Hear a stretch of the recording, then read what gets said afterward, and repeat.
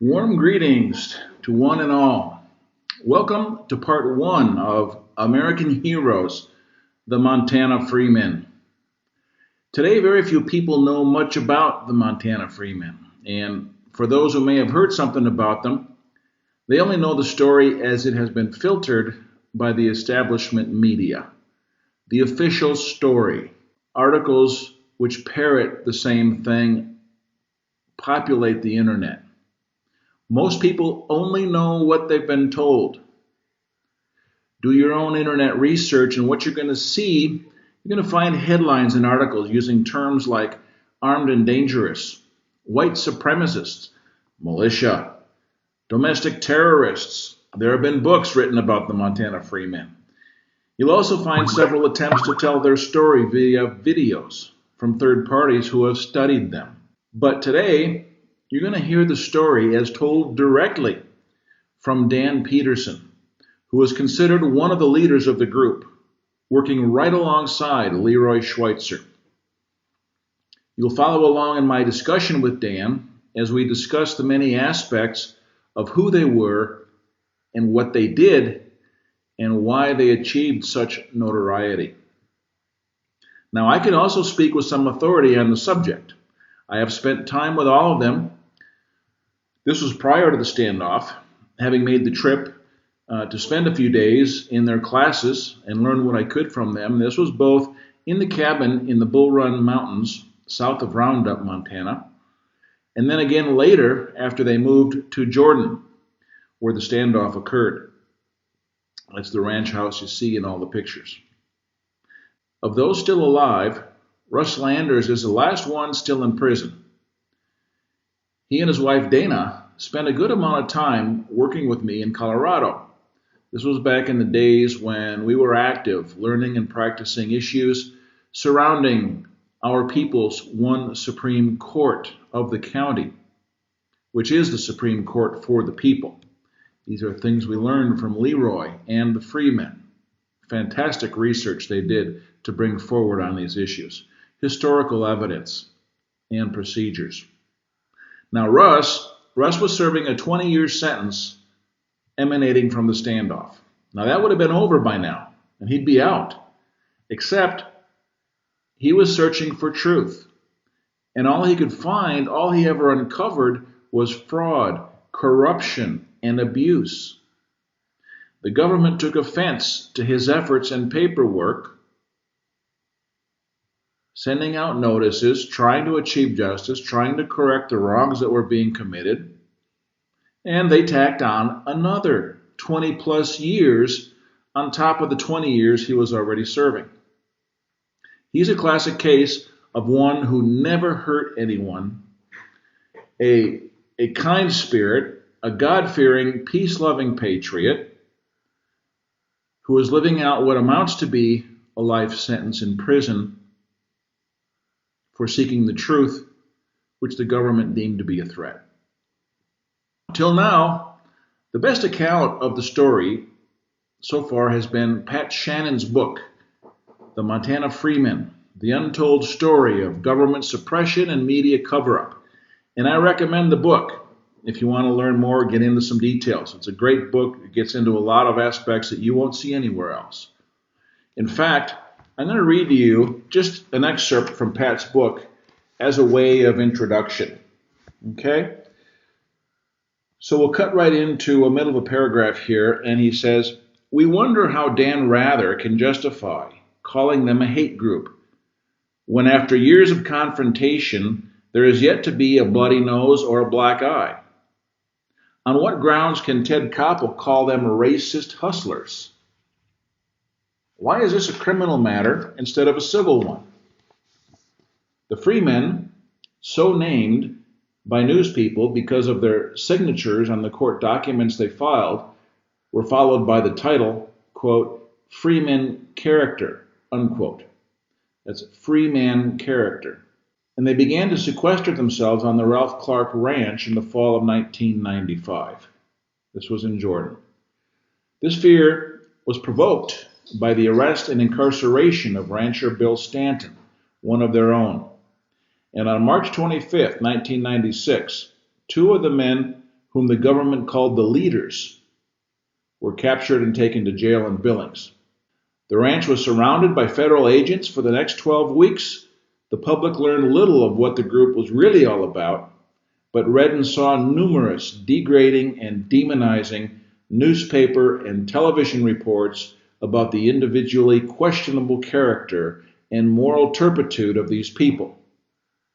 When it came to the issues at hand, we heard only that these people were criminals who had written bad checks, threatened judges, and filed illegal liens on various elected and appointed officials in various branches of government.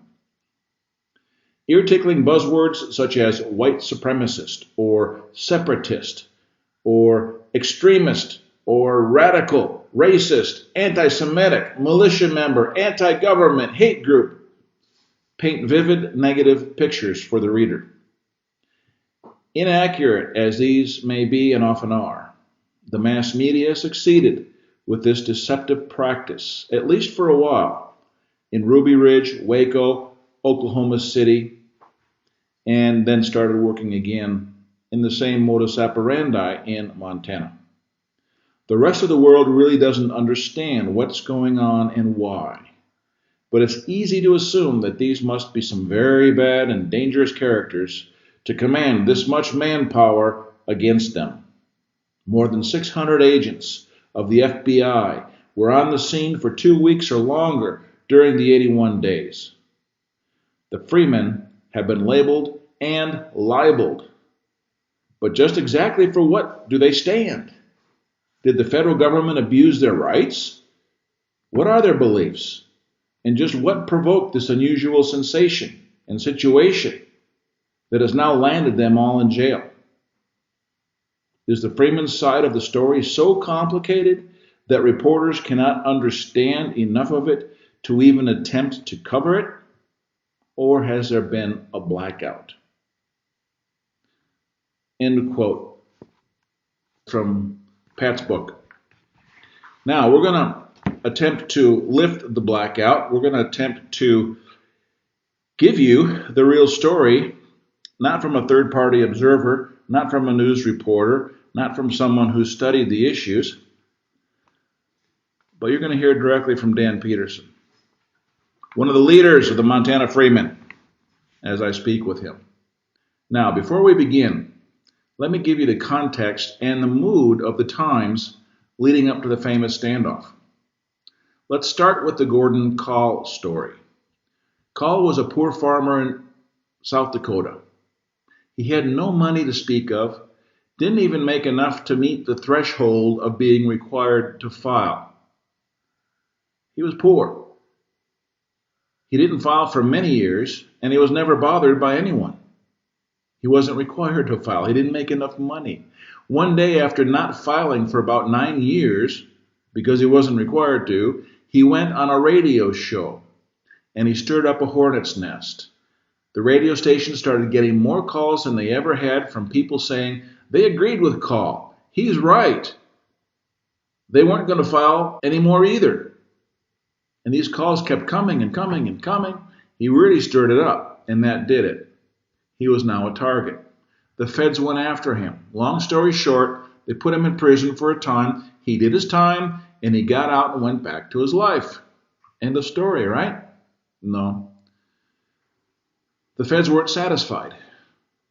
They summoned him again to court for another attack, more harassment, more intimidation. And he basically told them to take a hike. He ignored the summons. Didn't show up to court. That was his crime. One thing led to another in a story which reads like a very dark and gruesome horror story from Stalin's communist Russia. After being successful in evading intensive tracking and surveillance, he was snitched on and the feds caught up with him. Now, did they arrest him, put him back in jail again? Would be logical, right? No, they didn't do that. This is what happened. A Delta Force team flew out special in a private jet from Washington, D.C. with orders to kill him. Now, they had plenty of opportunities to take him peacefully when he was in town, moving around, and other places.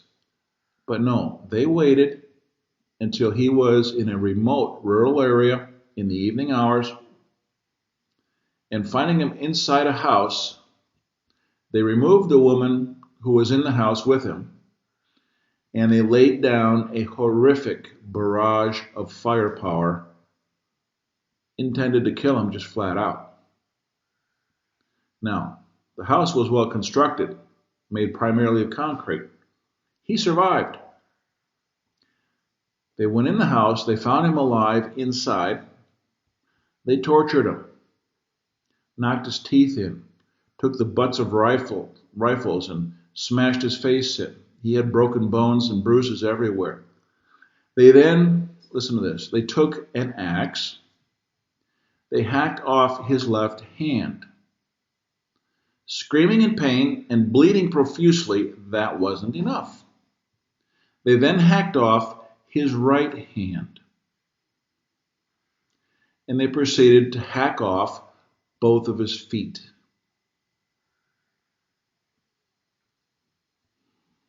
That wasn't enough. They then put a bullet in his head from close range.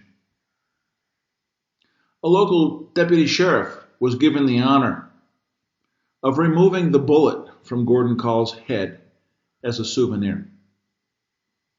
To cover their tracks, they tried to burn the place down, but due to the fact of its concrete structure, they didn't do a real good job at that.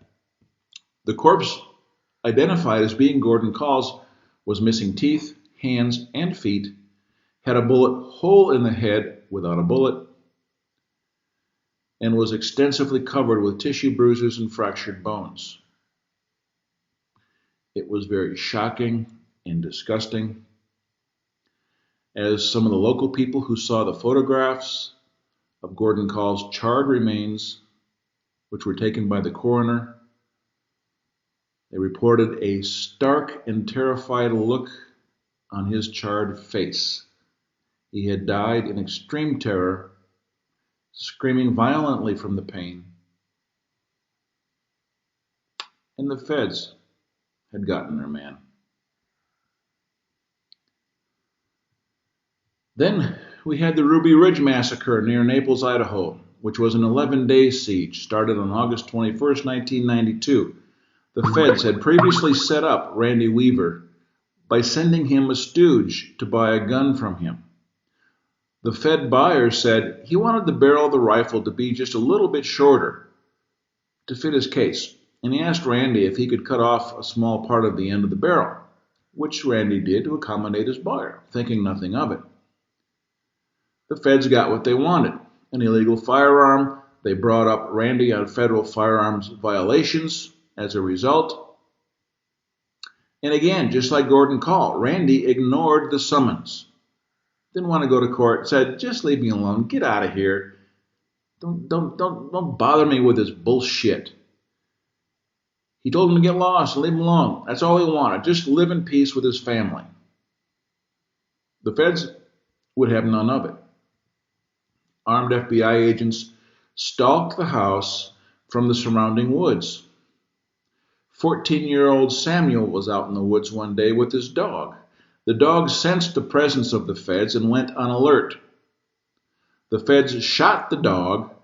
Samuel turned and fled in panic.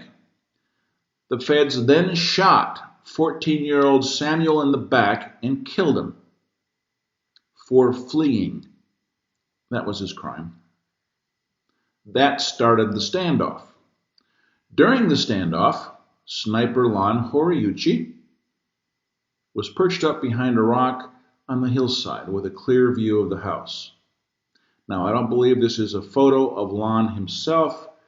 Lon was an FBI agent. This photo is of a state police sniper, although it's interesting to note the Japanese name Horiuchi and the ethnic features of the guy in this photo. So if you see this guy, leave him alone. But so Randy's wife comes out the front door holding their newborn baby. Horiuchi had a clean shot. He pulled the trigger, killed Vikki with a single shot right through the head while she was holding her baby on the front doorstep of her house in their cabin in the woods, trying to live a life and be left alone.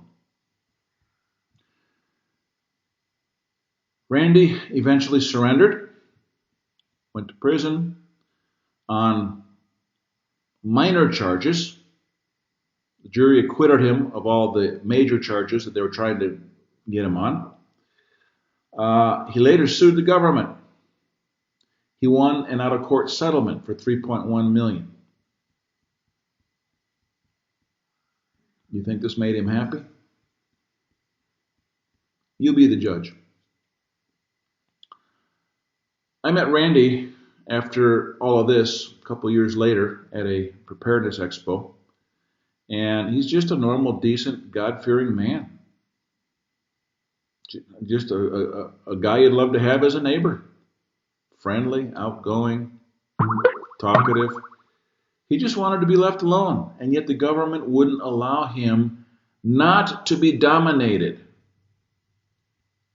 They wanted to dominate him and everybody else. They would not allow him not to be dominated, so they blasted his son, his dog, and his wife to pieces because they can. Then the Waco siege happened about a year later. That also ended on April 19th, 1993. The Branch Davidian group was suspected again of weapons violations, causing a search and arrest warrant to be obtained by the BATF, and a siege was initiated by the FBI, causing a standoff to start, which lasted 51 days. The official story says the FBI launched an assault, were engaged in gunfire, several of their people were killed, and they later initiated a tear gas attack in an attempt to force the Branch Davidians out of the ranch. Well, you'd think, okay, force them out, take them into custody, sort things out in a more calm environment, right? Logical, sure. However, we have evidence, film evidence, which shows a specially fitted tank with a specially fitted tube affixed to the turret, penetrating the outside wall of the building and inserting some type of incendiary gas, which was then ignited, which caused the blaze. And this could only have been done with the intention of burning the building down. You don't fill up a building with gas and then light a match with children inside. That's not the procedure for saving lives and settling the matter peacefully. Now, before you go off on what I just said, the intention of killing all of these people, sit down and swallow this. Do your research. FLIR tapes. FLIR, F-L-I-R, forward-looking infrared. Forward-looking infrared FLIR tapes show young children trying to run out of the burning building. The FLIR tapes show bullets raining in on the kids, forcing them back into the building, where, of course, they perished. Do your research properly before you start going off on me for what I just said. Get the facts. Again, innocent children, domestic terrorists, which during the attack, a fire engulfed Mount Carmel Center, and in total, 76 people died. Wow. Regardless of what you may think about David Koresh or what he did or didn't do, you tell me, who is the real domestic terrorist here?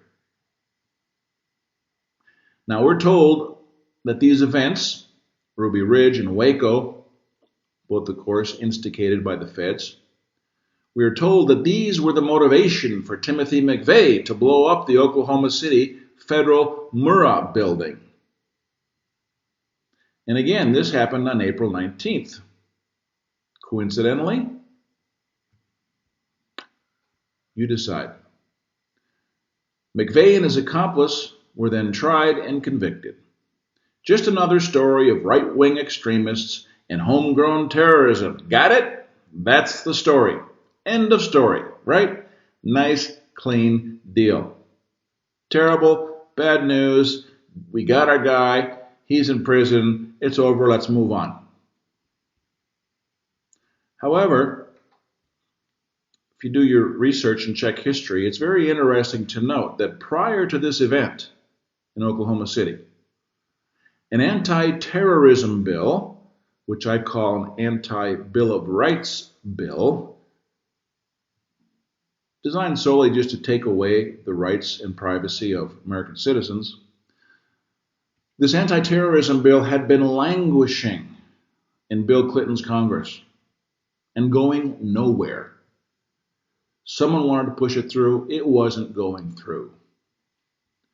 Guess what happened to this dead bill after Oklahoma City event? It just happened to sail right on through Congress with hardly any debate. It's amazing how things like that work, isn't it? Sometimes politics can be so smooth. And of course, the rights of we the people were further encroached upon, eating away at our rights and privacy. Was that a coincidence? What do you think? All right, so this was officially a done deal. Not quite so fast. Back in these days, I was doing a radio show on the American Patriot Radio Network, 1360 AM in Johnstown, Colorado. And it was also simulcast worldwide on WWCR shortwave radio. WWCR is Worldwide Christian Radio, shortwave. Now, General Partin was a career munitions expert. He did a complete technical analysis on the damage caused to the building and what actually caused it to come down, using a lifetime career of experience and knowledge to draw upon. For brevity, I won't go into all the details. You can look that up yourself. They're readily available. You can find them here on this website, physics911.net. But here is his conclusion in part, just to get right to the chase. Quote, "The Murrah Federal Building was not destroyed by one sole truck bomb. The major factor in its destruction appears to have been detonation of explosives, carefully placed at 4 critical junctures on supporting columns within the building." End quote. And the conclusion goes on into some more detail, but that's the salient point right there. The building was not destroyed by one sole truck bomb. There was clear evidence of multiple detonations going off. Now, the IRS and the FBI had offices in the building. No surprise, right? It's a federal building. When you do your complete research on this, you'll find that employees of the IRS and the FBI were told not to come into work that day for no apparent reason. Coincidence? You'll also find that there was a daycare center in the building. And I spoke with the mother of one of the dead children. She was asking one simple question. Why were we not also told to stay home this day?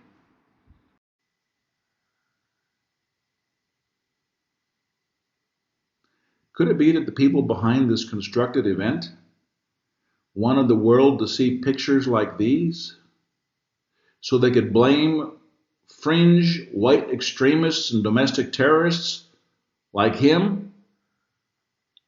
And you still see today the demonization and vilification of so-called white Christian extremists who are guilty of homegrown domestic terrorism. And this agenda is being pushed and pushed and pushed to indoctrinate the public. Hopefully, they haven't indoctrinated you yet. So the next time you hear this kind of language about white extremists who are labeled as domestic terrorists, remember Gordon Kahl, a poor farmer who just wanted to be left alone. And for that, he was tortured, hacked to pieces alive, shot, and then burned. And of course, when you hear people talk about these vile, toxic, dangerous white extremists, militia leaders, these people who are armed and dangerous, come back here to this video. Look deep into the eyes of Vikki Weaver, who was in her mountain home, trying to take care of her family, live a peaceful life, holding her baby, when she took a federal bullet to the head. Again, ask yourself, just who exactly are the domestic terrorists? Now, with all this going on in the 80s and the early 90s, we come to the Montana Freemen. Let's find out how vile and toxic and dangerous these armed militia leaders were. You're going to find out the truth. You're going to find out who were these people who held the feds and the FBI and their armed military at bay in the Montana plains for 81 days. Here's my conversation with Dan Petersen, one of the militia ringleaders of the Montana Freemen, done just here in June 2017. Listen in. Okay, so just kind of going from my memory and understanding, maybe we could start off with item number one, just kind of how the so-called Montana Freemen group formed. You started up there in Roundup, right? Or at least Leroy did with, yeah, you were there with Leroy in Roundup. Yeah, but him and Rod Skirdall were together to begin with. Uh-huh. And then see what they did then, they charged a whole bunch of us with criminal syndicalism. Yeah.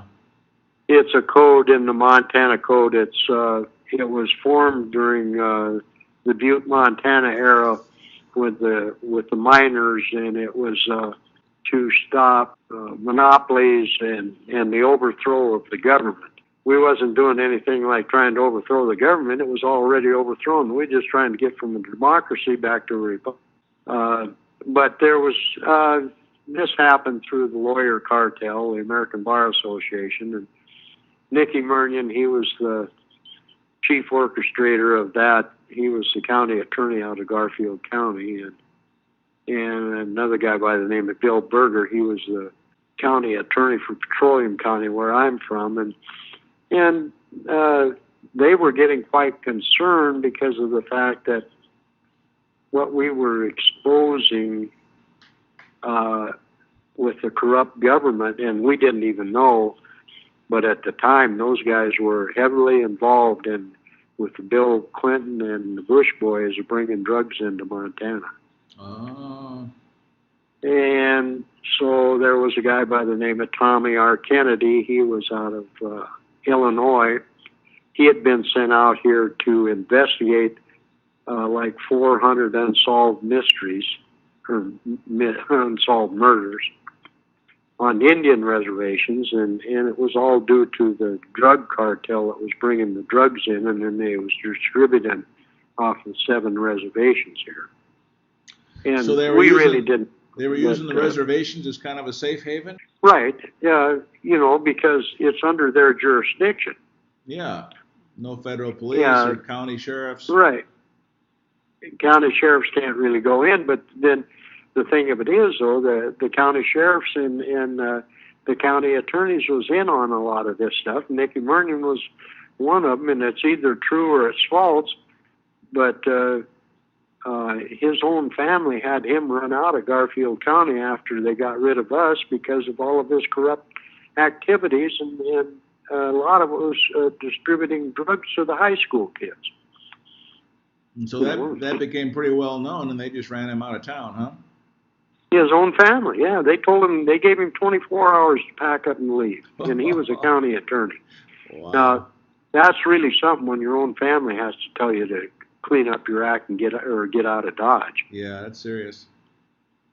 You know, it's a sad situation, but he's one of those arrogant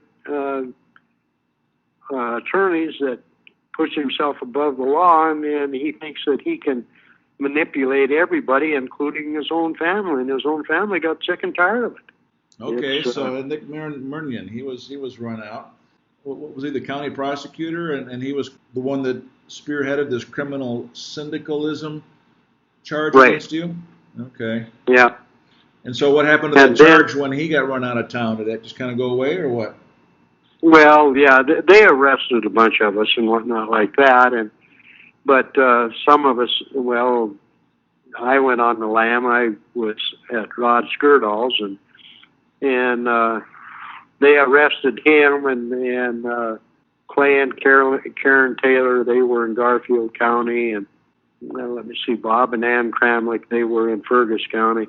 There was quite a bunch of them that they had arrested. But see, the reason they were really mad at us, Mark, was the fact that, or wanted to come after us, is we used the Uniform Foreign Notarial Act, which the Montana's legislature has adopted.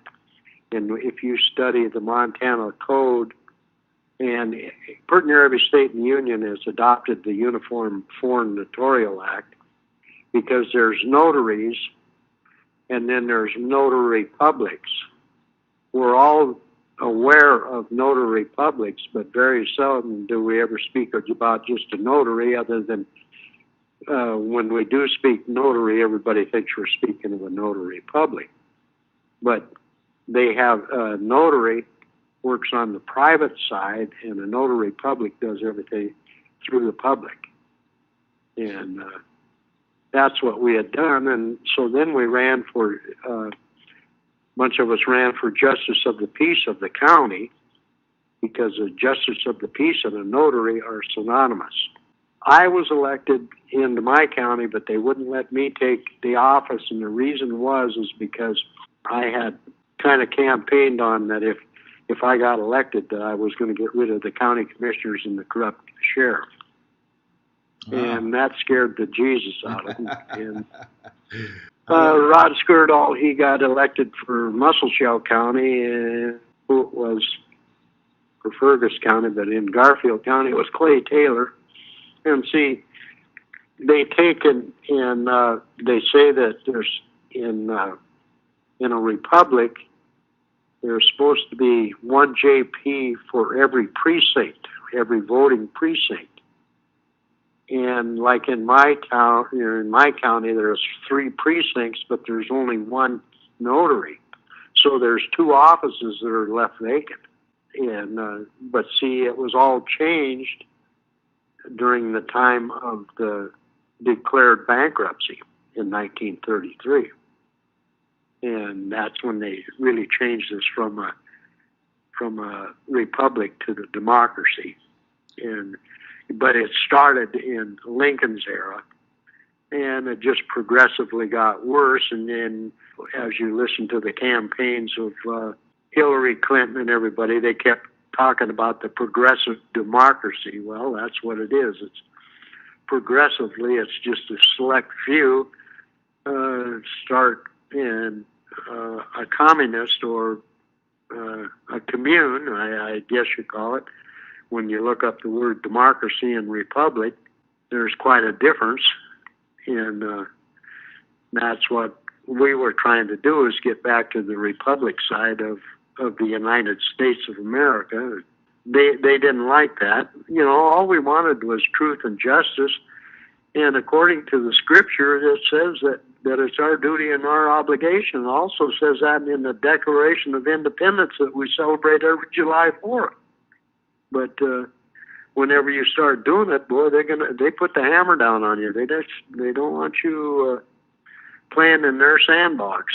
Yeah, they're progressively moving away from the de jure government, so that would be an accurate term to use. Progressives. Oh, yeah. Oh yes.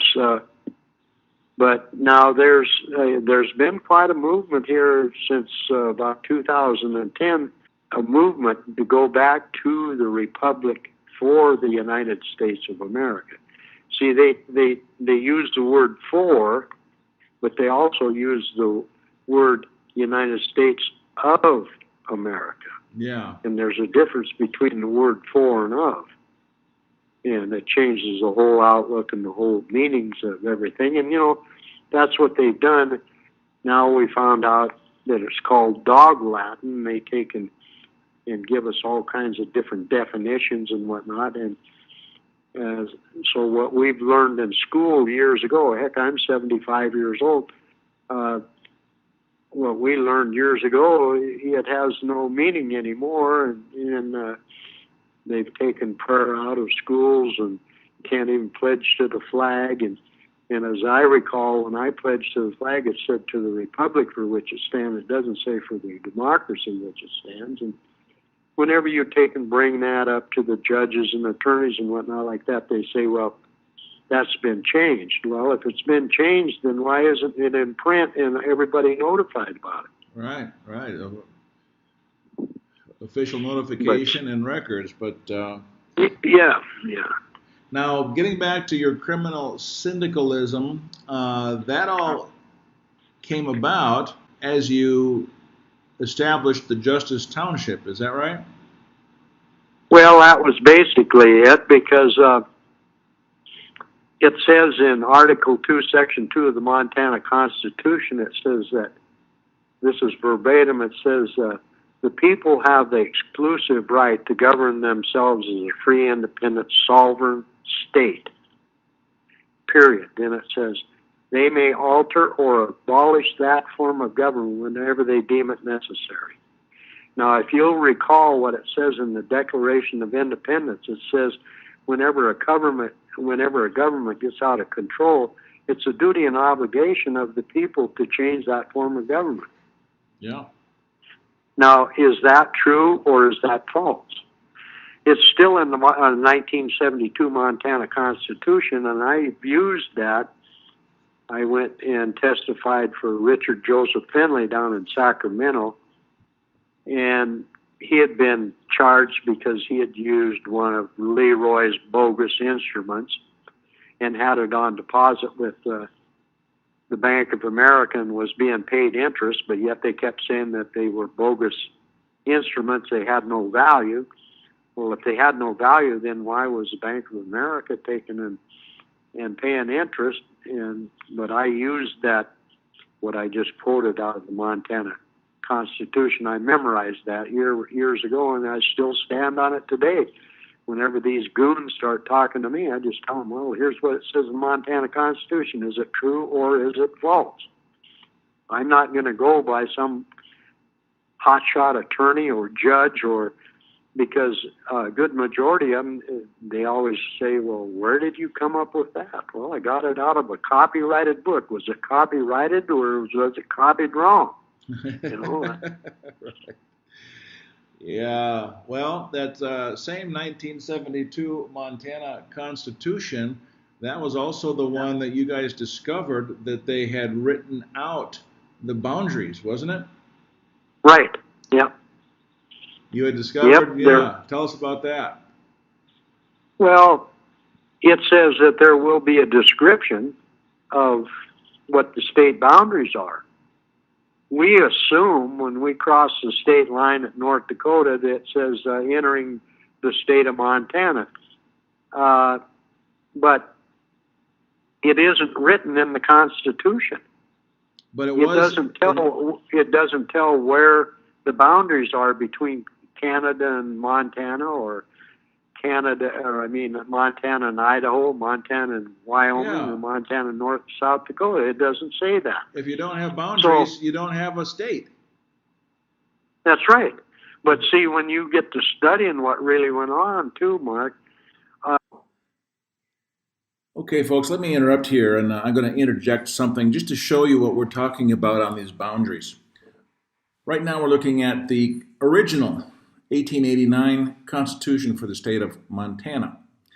Take a look at, we've got the preamble, and we go down starting right off with Article 1. What do you see there? Boundaries. The boundaries of the state of Montana shall be as follows, to wit, beginning at a point formed by the intersection of the 27th degree of longitude west from Washington. And they go on to define those boundaries. Okay? Article 1, Section 1, right at the very beginning. It's clear what the state of Montana is, at least in terms of its geographical boundaries.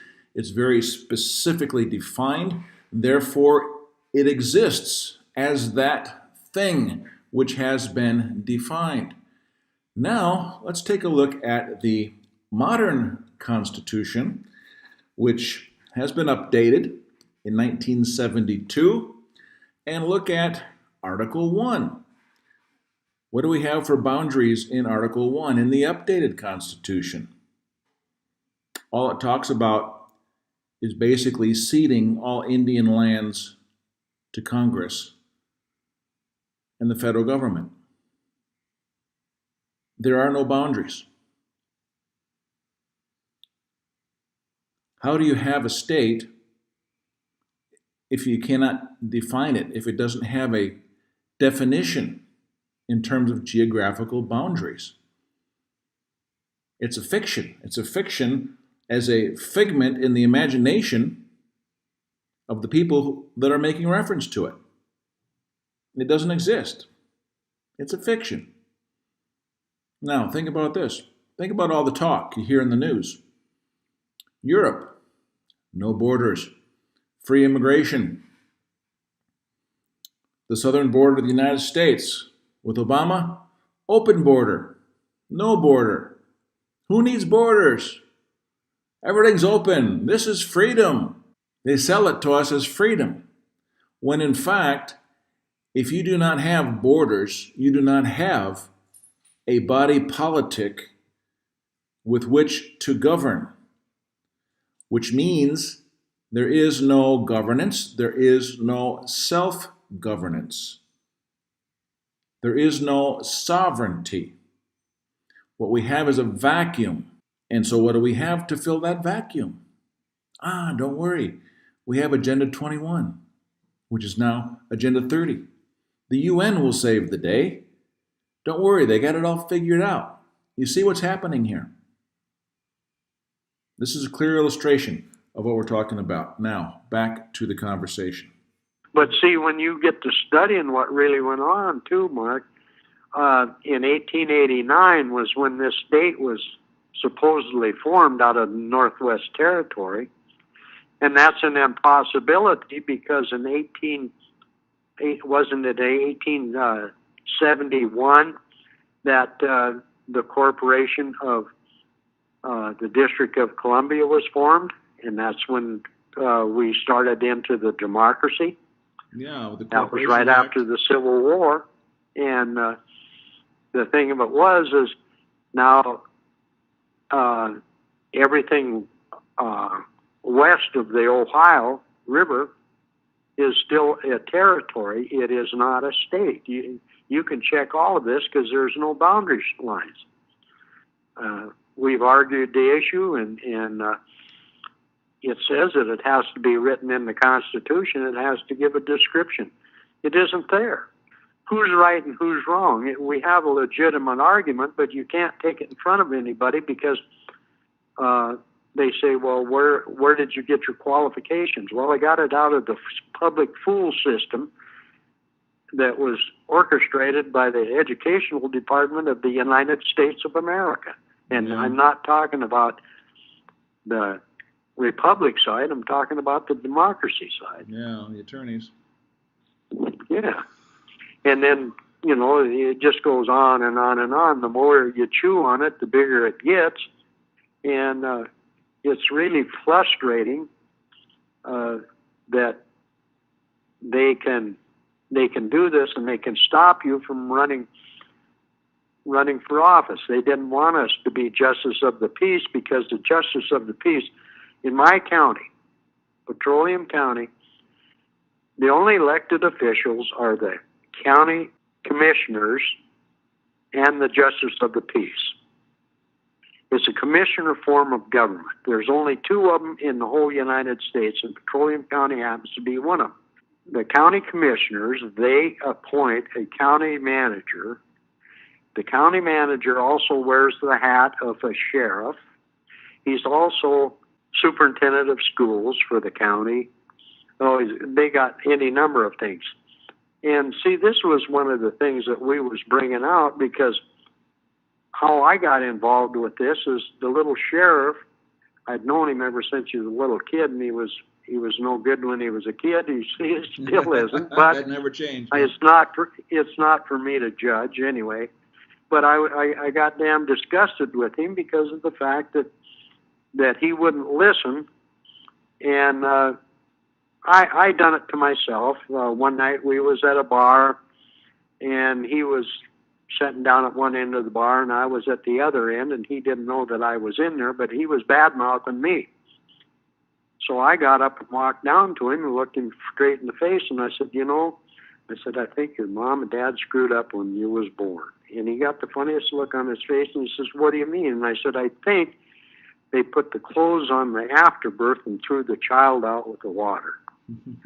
And, I probably shouldn't have said it, because I said it in a community setting, and everybody just roared because nobody really cared for him. But, sometimes a guy speaks when he shouldn't, and I'm like that. If I feel something isn't right, there's something on the inside of me tells me to speak up. I don't let anybody run over the top of me. No. I never have, never will. No, more people should be like that. I think so. Well,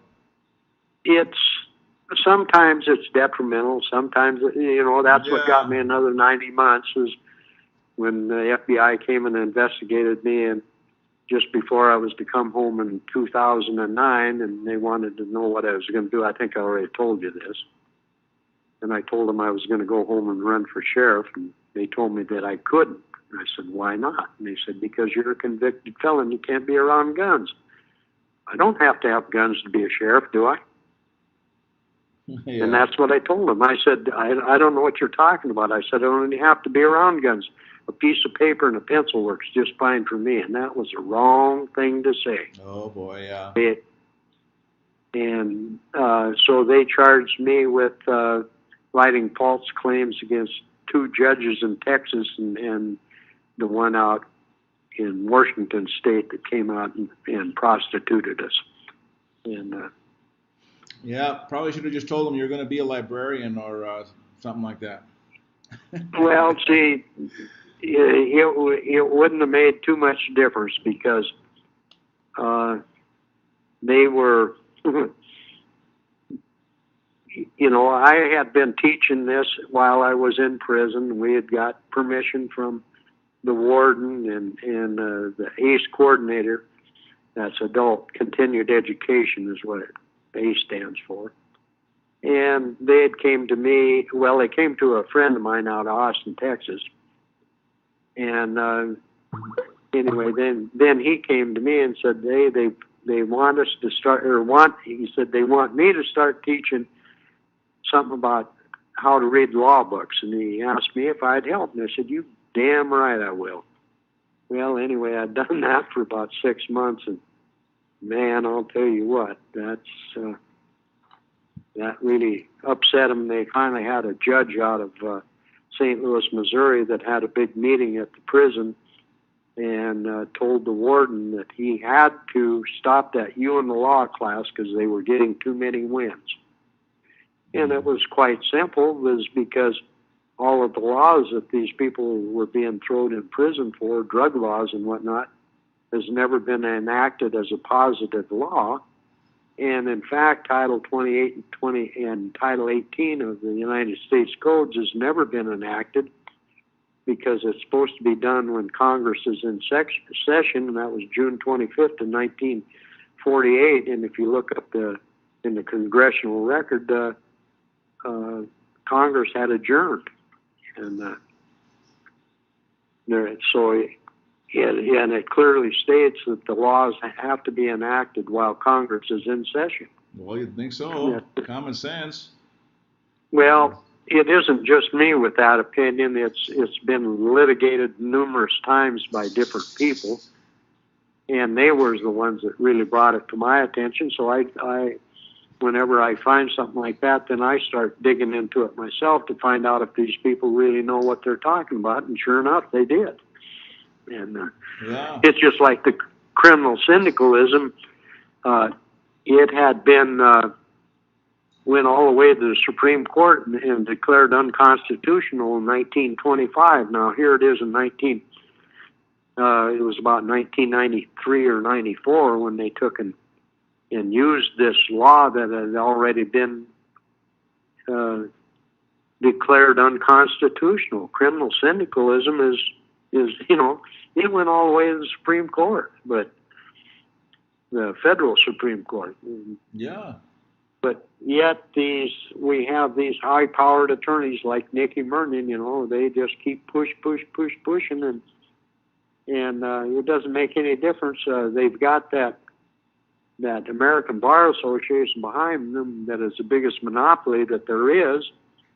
And when you read Title 15 of the United States Codes, it says monopolies are unlawful. Yeah. Really? Yeah. Nothing. They don't follow any law. No, they don't follow anything. The law is only to be used to enhance business, and if it goes against them, they ignore it. Well, the thing of it is, when you really get down to it,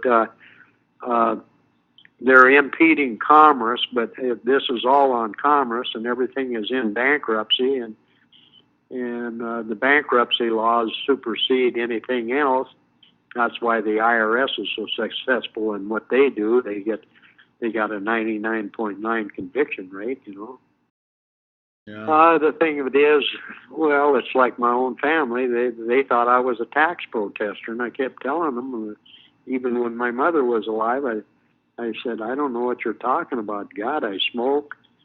I pay taxes on tobacco. I said I drink, pay tobacco or taxes on alcohol. I buy gasoline, pay taxes, buy groceries, pay taxes. I said, what the hell are you talking about? And they said, we don't file IRS. I said, I don't have to. I'm not required to. They said, everybody else is. I said, yeah, but I'm not everybody else. That's their problem. Yeah, that's your problem. Yeah. My son, I just run across his letter he sent to me when I was in Marion, Illinois, in the terrorist unit. Anyway, he said, Dad, I'd like to have you back in the family, but he said, this Freeman shit, he said, I just can't put up with it. Well, that's fine, I don't call it Freeman shit. To me, you're either a Freeman or you're a slave, and everybody's been a slave, and I don't like being a slave to anybody, and I don't want anybody to be a slave to me. I just want peace and justice. And what I work for, I want to be able to own and control. Sure. Have a system of laws that can protect you and you can live within. That's all anybody can ask for. Let's go back to the Justice Township. I want to hit on that a little bit. How did that all come about? We talked about the boundaries not being there for the state of Montana, and what was the basis for creating Justice Township? Well, the right of self-government is common law. Okay. And, in the Montana Constitution, in the 1889 Constitution, and in the 1972 Constitution, it says that townships can be formed. Well, Montana is one of the states that never ever developed any townships. Yeah, but it's in the book how to do it. Granted, there is no state of Montana, but the right of self-government, it's our duty and our obligation to start. Now, when you start building a house, do you put up the chimney first, or do you put in the basement and then the chimney? Yeah. So we started with the basement And the basis is a township. And, when you study the way the townships are run, like in Nebraska and other places like that, there's so many townships. And then there's township people, then they answer to the county commissioners. And so there's another tier of government underneath the county commissioners. Okay. And the county commissioners right now in Montana, they have all three branches of government in their hip pocket, and they don't even know it. They have the legislative, executive, and judicial branch of government, and it's quite simple because they can make ordinances, rules, and regulations for the county. Is that true or is that not true? No. Okay, so that would be the legislative part. The executive branch, they can enforce that, but they also pay the bills. They guide the county clerk and recorder and the county treasurer and everything like that, and they're kind of the overseer. But they can also enforce it, the law, through the sheriff. And I had a cousin that was head of all of the. He worked his way up through the county commissioner chain, and he was over all of the county commissioners in Montana at one time. Him and I graduated in high school together and ran around together. I thought he was going to make a hell of a good commissioner, but about 6 months after he got in, you could not even talk to him. No? He was so much, he had put himself up on a pedestal. I don't know who got to him. It really don't make no never mind. I feel sorry for him and I pray for him, because one day he's going to have to meet the Creator, and he's the one that makes the final judgment. Not me, not you, not anybody else. But whenever you start screwing over your fellow man, we're in trouble. Yeah, no doubt. So so the township was set up, and the townships are prescribed by law to be a certain area, are they? Or did you? Yep. Yeah. Yeah. Well, you have all of the United States has supposedly been surveyed by registered surveyors, right? And they have townships, and they have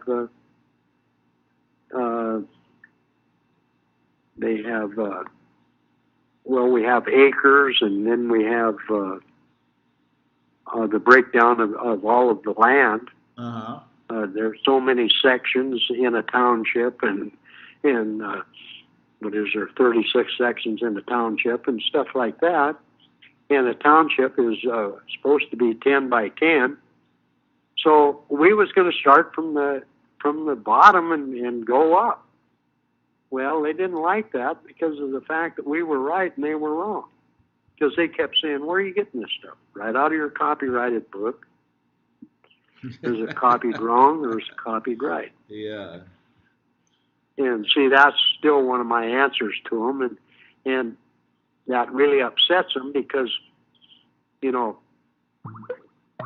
they're either right or I'm right. Yeah. So now we have a dispute. We have a debatable issue. They don't want to debate on it. They just want to go along the way the world's been turning. I'm not trying to stop the world. I just would like to get it back to honesty a little bit, just like Christ Jesus did. That's what he was working for. But we got all of these mightier than thous, and they joined that profession called the American Bar Association, which is the bar's accreditation registry out of Great Britain. And we keep thinking. I was told that the Revolutionary War, we gained our independence from Great Britain, but then when you get to checking into it, we haven't gained nothing. We're still under them. And Leroy Schweitzer, he was a real good Catholic. At one time, he was an altar boy, and he came out of a Catholic family. Had two sisters who were nuns and whatnot. And he told me, he said, "Dan," he said, "I think when we get to the bottom of all of this, we're going to find out it's coming right out of the Vatican." And Mark, he was right. Yeah. Yeah, we've learned so much since then. I said since that time, when he said that, so much new information has come out on that subject. Definitely. Yeah. But, and that's one of the reasons why he's not alive today. Yeah. They put him down underground there in Florence, Colorado. My God, put a man 60 feet underground, and your only communication is through a computer, a TV screen. Isn't that a little bit of what they call cruel and unusual punishment? He never robbed anybody. He never killed anybody. He was just a knowledgeable man, and they didn't want that. They wanted him out of the way, and they got him out of the way. Knowledge is more threatening than munitions. That's why Russ is sitting there with a 43-year sentence. I think he had like 20 years originally, and then he filed some papers, and they took that as a threat, and they added 20 more years. Oh yeah. They'll just keep doing it because Russ Landers he's knowledgeable, and he knows what he's talking about. He's right. I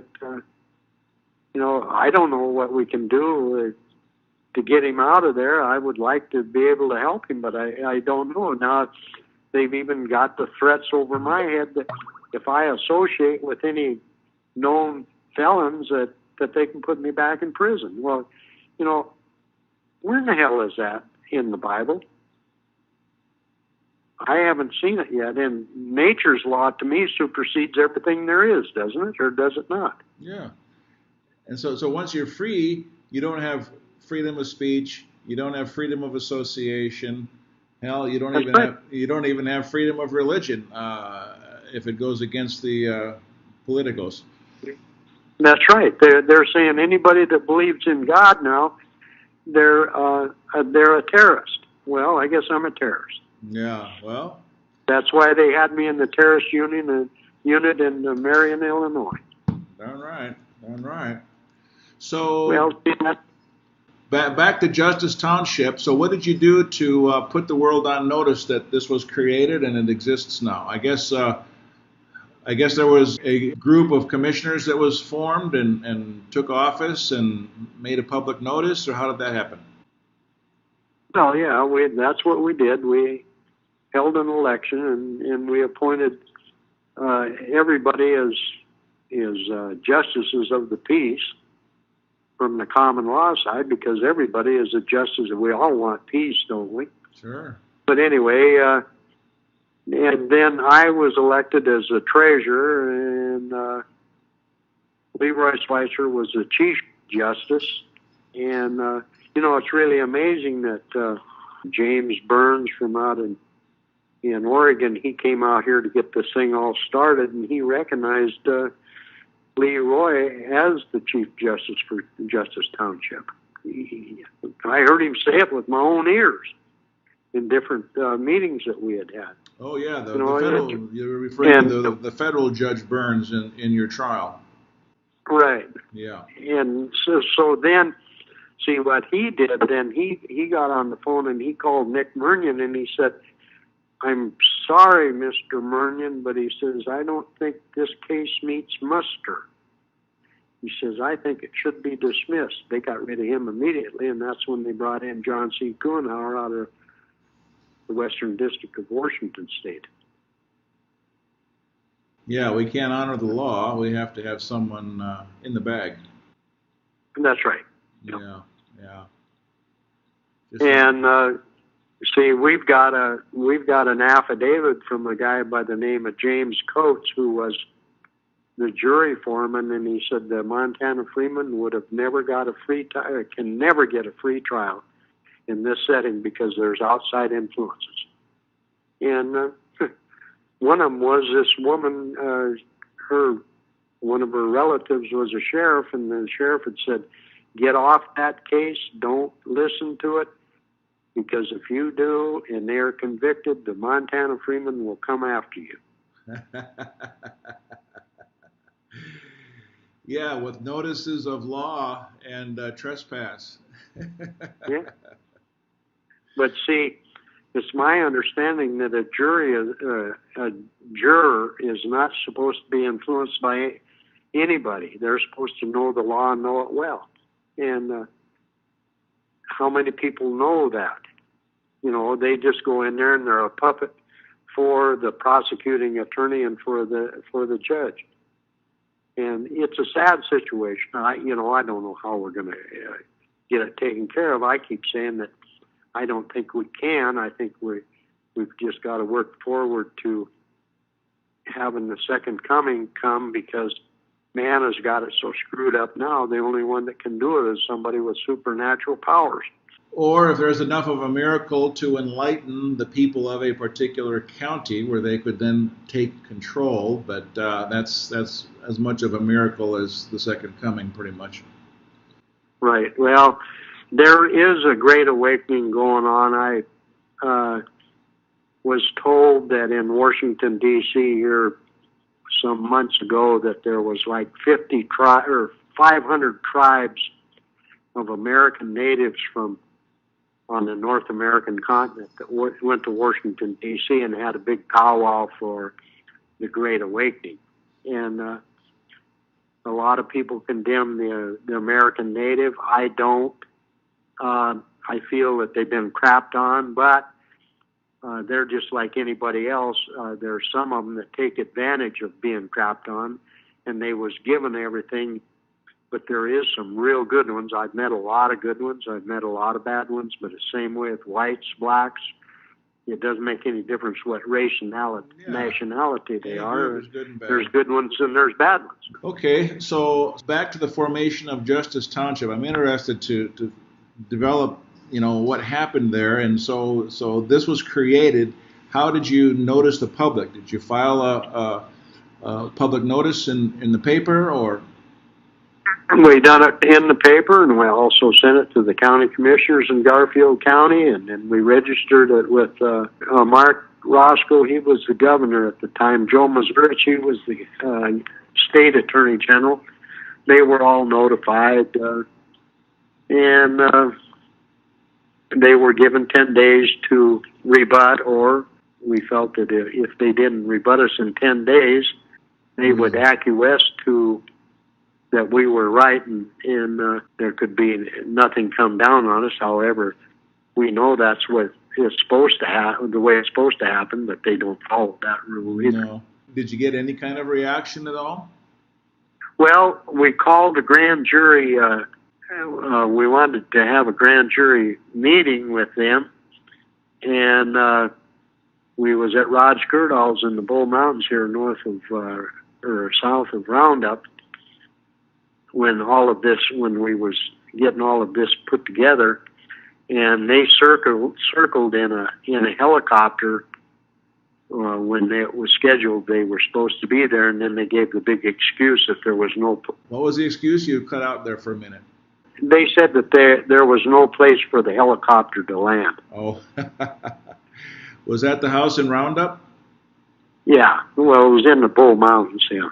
Yeah, right. Yeah, I think that's where I was the first trip that I made. Nice little place. Yeah. In fact, the lady that owns it now, she's got a video on YouTube saying, "Hey, this is where the Montana Freemen were," kind of like a historical landmark. Yeah. Well, see, they think they own that. They don't own anything. Oh. Because there was a claim put on that. It was put into the ROS Trust, and everybody assumes that that's Rodney Owen Skirdahl, but it's a Resurrection of Our Savior Trust. And there was a claim put against that property. There's 20 acres. But again, they don't even go check, do a title search or claim search, see if there's any encumbrance on the property. They don't do any of that anymore. And if they do, then they always find a judge that says, well, that's all null and void, it's bogus, and on and on and on. So basically we have no law, and they talk about Putin over in Russia, the way he treats his people. It sounds to me like they got a better life than we do. At least they know where they stand. Yeah.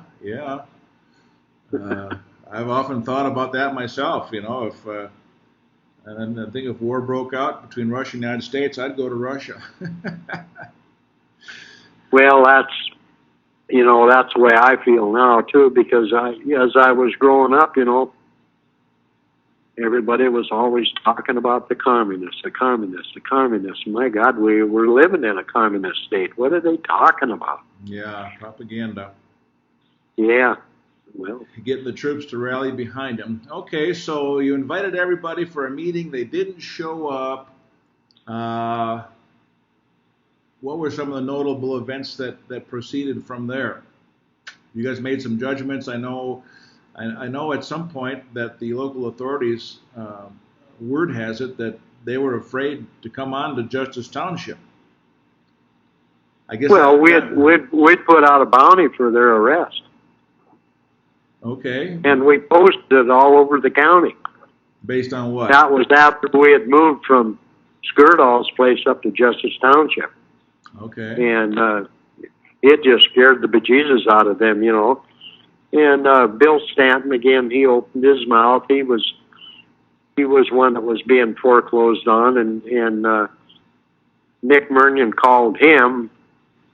The county attorney called him, and because it was one of the signatures on the bounty was Bill Stanton, and Murnion asked him. He says, "Well, what you going to do with me?" And he said, "I'm going to hang your dumb ass. I'm going to push you off the bridge with a rope around your neck." Oh boy! You know, and you don't say stuff like that, but no. But the thing of it is, it was sad.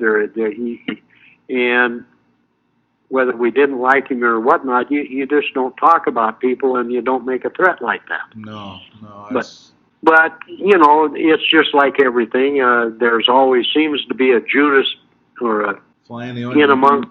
You know, they claim that they know, but then they don't know, and then they speak when they shouldn't speak, and he wasn't speaking for all of us. He was speaking for himself, is what it was. Emotionally, yeah. But see, they take that out of context, and so then what he says, we all say. Yeah. And that isn't true. Well, what were the charges, the arrest warrants, based on initially? Why were those issued? Well, we're criminal syndicalism. No. You mean on the public officials? Yeah, the bounty you put out. Well, just obstruction of justice and sedition against the people, and I don't remember. I don't even have, you know, there used to be a copy of it around someplace, but again, that was some of our evidence that was on the Ryder truck that was turned over to Carl O's, who was a state legislature, and he was supposed to protect all of our evidence so that we could go into court with it, and as soon as it crossed that imaginary line at Justice Township, the FBI confiscated it and said it's contraband. Now, how in the hell can evidence be contraband? That's my question. Yeah, well, they stole my exculpatory evidence in my trial as well, so. Well, they do it all the time because of the fact that they can't win. Yeah. But they're not going to let you win either. No. We know that. They ain't going to let anybody win. And this is why I'm saying, you know, that we've got to be awfully careful what we do and who we associate with. It's devastating. We know that there's a problem, but they're probably listening to this conversation right now, and I hope they are, because I hope that they're getting an education, because this thing is going to come crashing down, and I pray every day that Donald Trump will get it handled, because he's our only salvation until the Creator comes back, as far as I'm concerned. But America is done. As you said, there is a great awakening in process, and the day of judgment is coming. And there might be several days of judgment before the main day of judgment comes. And that's what I would be afraid of if I was one of the criminals being given a public paycheck. But, well, see, the thing of it is, they're non-productive workers. They don't produce anything except strife. Yeah. And they come in and they want to keep everything all stirred up so that they can, that gives them justification for their job. You know, it's just like driving down the road and you don't have a driver's license. All right? What is a driver's license? Let's take that issue. You know, I'm not in commerce. I'm in my private vehicle. But then when people start finding out that 1/10 of that vehicle belongs to the corporation and they don't have full ownership, it just shocks the Jesus out of a lot of people when you start bringing that to their attention. Yeah. Just like the marriage license in Montana, it says that all produce from this union becomes wards of the state. What are they talking about? They're talking about your children. Yep. And you said that's on the back of the marriage certificate. So anybody that has a marriage certificate from Montana or check for other states, I don't imagine it's on all states, but it could be. Well, it is in all states. Every state that we've checked anyway. Yeah. And see, what made me aware of that was Roy Swasinger, the 3-star general out of Fort Collins, Colorado, that was promoting the farms claims, right, which became the NESARA. And it still hasn't been enacted, but the Navy SEALs and Delta Force went in and forced Bill Clinton into signing it into law. It had already been through Congress and been through the Supreme Court, and then after they did that, well, then they put a gag order on it and told all congressmen and anybody that spills the beans, they're going to be held for treason, and that's one of the reasons why Paul, Paul Sandstone, I think, out of Minnesota, him and his wife and 2 daughters died in a plane crash, because he was going to spill the beans. And I didn't write that history either, but it's well known. It's all over the internet about the National Economic Stabilization and Recovery Act, but it's the National Economic Security and Recovery Act. They changed the icons. They changed one word in there, and then when you look it up, it says it's never been in Congress and all kinds of crap. Well, either somebody's lying or it's true. Yeah. Yeah. I got involved in that back in the early 1990s, and I'm still waiting. That was supposed to have been announced on September 11th of 2001 by Alan Greenspan, and look what happened. Yeah. Now everybody's saying that was the Arabs or Sharia or whoever they are came over and stole these airplanes and run into it. And I might, I've been a mechanic all my life, and I was sure wasted a lot of money on acetylene. Heck, if I'd have known diesel fuel or airplane fuel like that would melt metal, I could have bought a whole bunch of that a lot cheaper than acetylene. Oh, yeah. That's another story.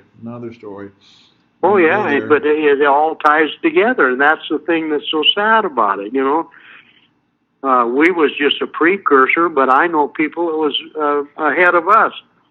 You can take Howard Freeman out of Lusk, Wyoming. I talked to him personally several times. Yeah, I studied his material. And then there's Eustace Mullins, and we can just go on and on and on. There's all kinds of people that was trying to wake up America. Yeah, exactly. Okay. But see, we didn't label ourselves as Montana Freemen. The Billings Gazette newspaper was the one. They said they think they're Freemen. Well, I looked up in Black's Law Dictionary, and under lawful man it says somebody who is free. Well, okay. That made me, if I'm lawful and a free man, then if I'm not lawful, I must be a slave, right? Yeah. Well, what is it? One or the other. Yeah, one or the other. Let's get this taken care of. Yeah. And then that's another story. This woman that took and wrote all this crap, her name was Clara Johnson. She was a reporter for the Billings Gazette, and at one time I worked for the Great Falls Tribune.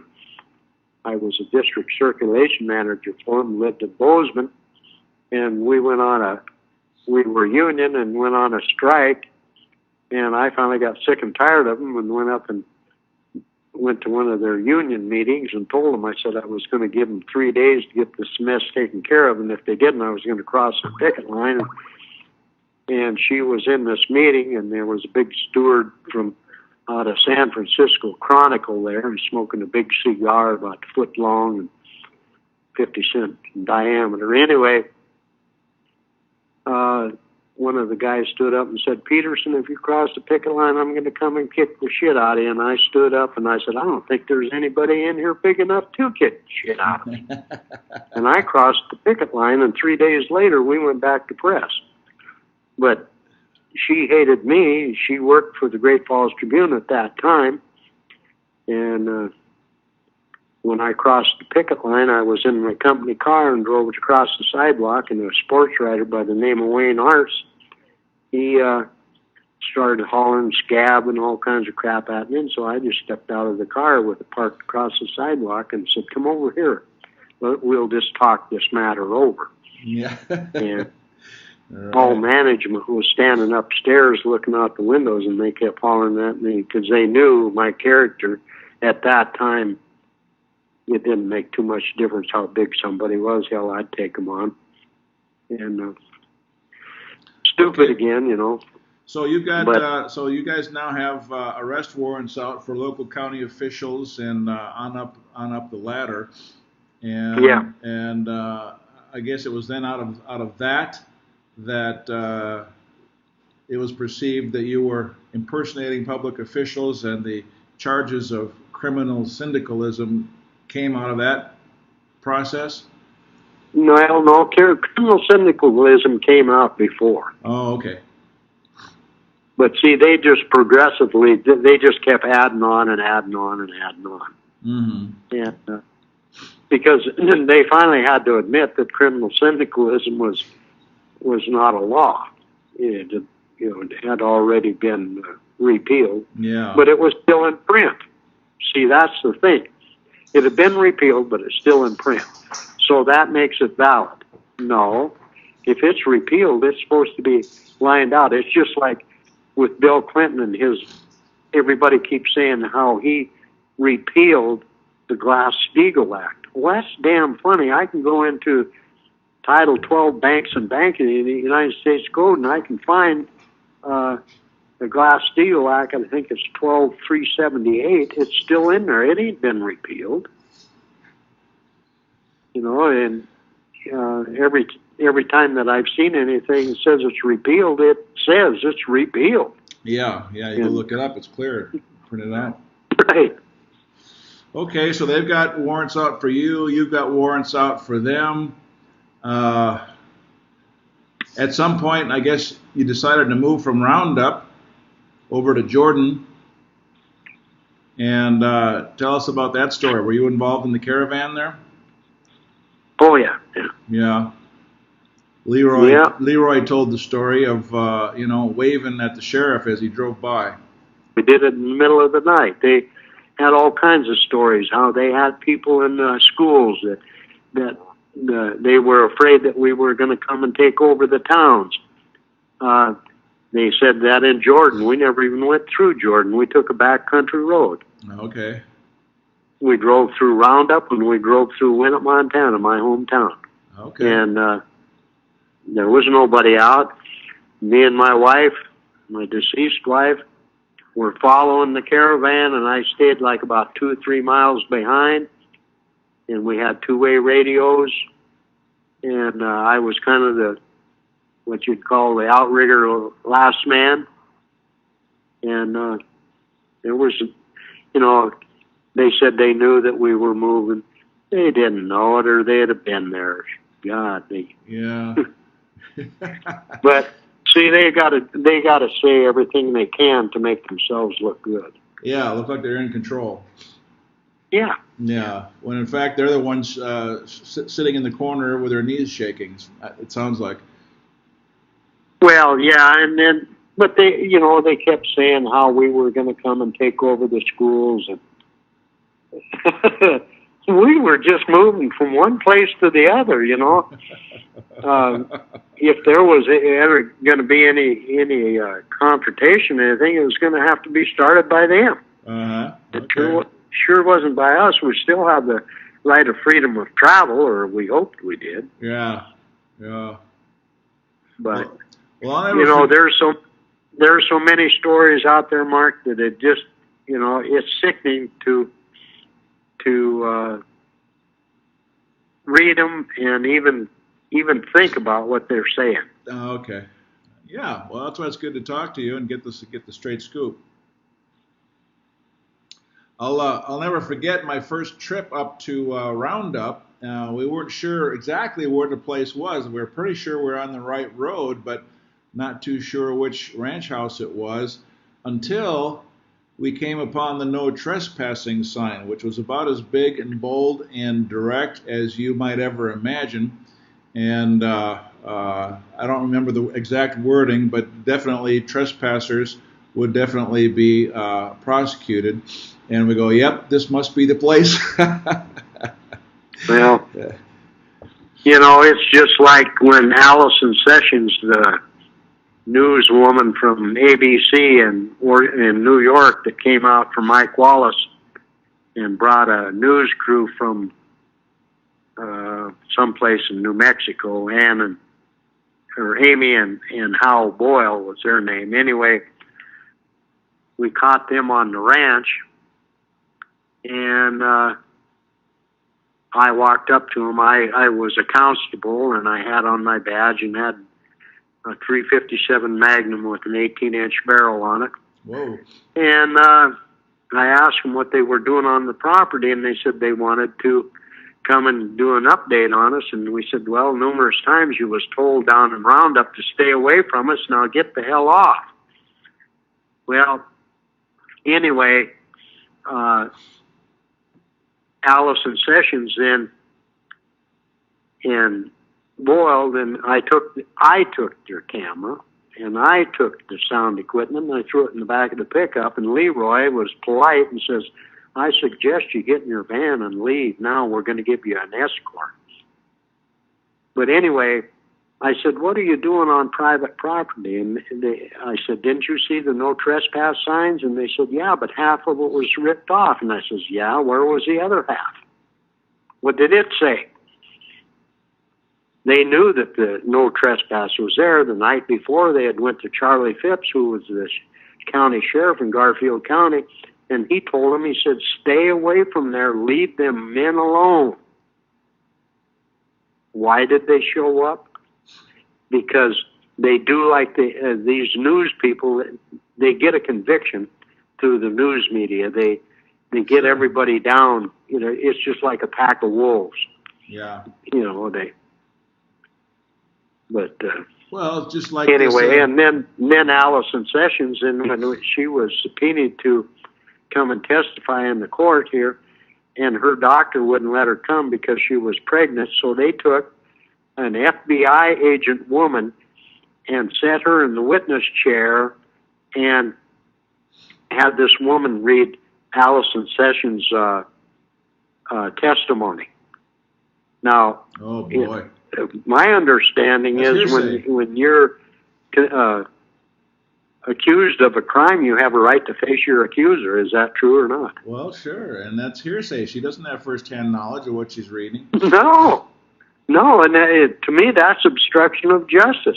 It's just like they had me in prison under 3 Social Security numbers. Pat Shannon was the one that notified me about the first one. They was using a guy by the name of John B. Petersen out of Little Falls, Minnesota, used his Social Security number on my judgment and committal order. Wow. Think of all the money they made extra on that one, and then they later used 2 more. Well, yeah. So then when they gave me the second case, then they changed the last number in my real Social Security number, so I demanded a copy of the judgment and committal order, and it came back, and it was still using the one from the case here in Billings. Okay, so then I said to the case manager and the counselor, I said, what the heck's going on here? And they said, well, it's quite obvious. You've been using somebody else's Social Security number. I said, what the hell are you talking about? You've been using. And they said, well, you're registered under 3 different Social Security numbers. I said, and I'm using somebody else's Social Security number. Come on. But see, that's another big story. And so then when they had me in solitary confinement in Stillwater, Minnesota, in a state institution, they even assigned me a state number to hold me in that state institution. They had a contract with the feds in a state penitentiary. And they gave me the number, and the associate warden, Mary Kahl, I think it was Mary Cowan or something like that. Anyway, I kept putting my copyright on my signature and secured party / creditor and all kinds of stuff. And I was just looking at that letter day before yesterday, and it said, because she kept returning my mails, and they said that you can't use any of that, any insignias, anything, but you cannot use Latin phrases. Where did our law come from? Yeah, I mean, it's used all the time. Okay, so now I hadn't really paid attention, but I had a friend here, and he looked at that and he said, "My God, Dan," he said, "you got golden evidence right here." And this is way after the fact, but it's still fraud, and statute of limitation on fraud is just like murder. There isn't any. Yeah. See, I'm either right or I'm wrong, Yeah. but that's been my understanding. Okay, so back to Jordan. You moved from Roundup to Jordan, and do you have any idea how many people came for the classes over a period of time? A rough estimation? Well, I really can't say, but we would have 2-day classes. We'd have them on Saturdays and Sundays. And all the time that we were there, we were booked up, and we had seats for 25 people, and a lot of times there was 5 and 6 others that was standing. Yeah. And as you remember, when we was at Rods, we could only accommodate like about 8 or 10 people, and that was another one of the reasons why we moved up to Bruzette, was because Richard Clark had a home up there, and it had a double garage. So what we did, we converted that into a classroom. Okay. And yeah, it worked well. we videotaped everything, and we even had FBI agents that had supposedly taken these bogus warrants of Leroy's, and they brought us $5,000 in cash numerous times, and pickup loads of groceries, and a 2-way radio system, and they furnished us all with 9mm Glocks and all kinds of stuff. To me, that's entrapment, but it'll eventually come out in the wash. Yeah. I think that someday there will be justice for Justice Township. Yeah, and that's one reason we wanted to, shine a light on it and spread the word as best as possible. Yeah, you educated a lot of people, shared a lot of good information, and I was up there twice myself, and I know people were coming from around the country.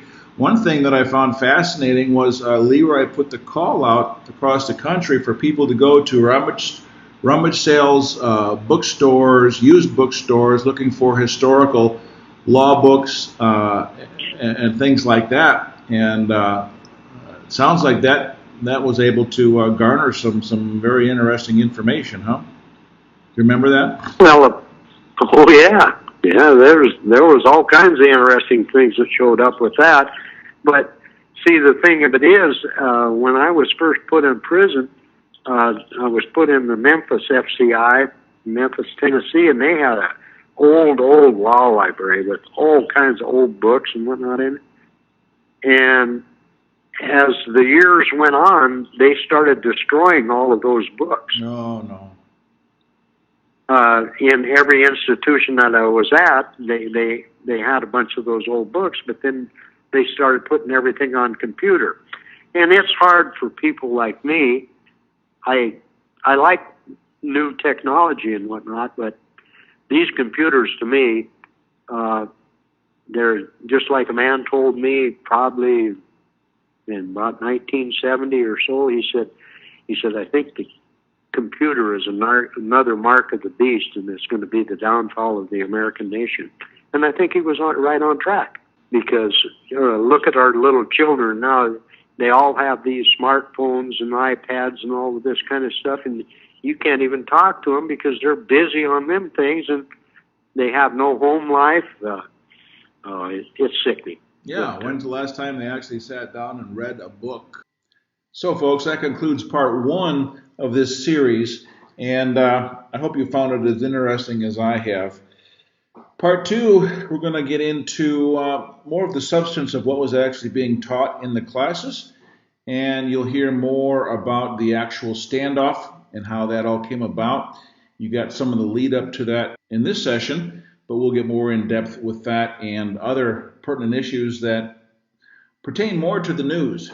You got a lot of background and got to know Dan quite a bit in this session, and next time around we're going to get right down to the exciting standoff part and what was going on with all of that. I will leave you with a reminder that in my book, One Free Man's War in the Second American Revolution, I recount my direct activities with the Montana Freemen. I devote at least a couple chapters to that activity, dealing with these folks in the couple of trips that I made up there to meet with them, plus the time that I spent with Russ and Dana in Denver, getting involved in common law court issues, dealing with SWAT teams, local Bureau of Investigation, tracking, standoffs, all kinds of activity in the local Colorado area, in other situations that I was personally involved in. So you might find that interesting. So I will leave you with a trailer video on the book to give you a little more insight on that. And with that, I will bid you adieu. Here's the trailer.